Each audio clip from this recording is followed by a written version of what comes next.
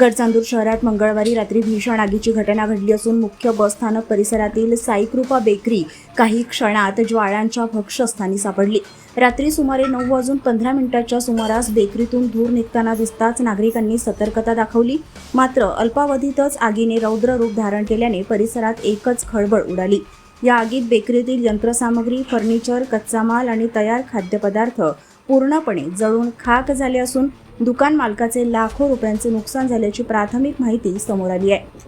घटनेची माहिती मिळताच गडचांदूर नगर परिषद अग्निशमन दलासह माणिकगड व अंबुजा सिमेंट कंपनीच्या अग्निशमन पथकांनी घटनास्थळी धाव घेत संयुक्तरित्या आगीवर नियंत्रण मिळवण्यासाठी शर्थीचे प्रयत्न केले। अनेक तासांच्या अथक प्रयत्नानंतर अखेर आग आटोक्यात आणण्यात यश आले। सुदैवाने या घटनेत कोणतीही जीवितहानी झाली नाही, मात्र मोठे आर्थिक नुकसान झाले आहे। आगीचे नेमके कारण अद्याप स्पष्ट झाले नसून शॉर्ट सर्किटमुळे आग लागल्याची शक्यता व्यक्त केली जात आहे, तर पुढील तपास संबंधित यंत्रणांकडून सुरू आहे। कोरपणा तालुका प्रतिनिधी मनोज गोरे यांची रिपोर्ट।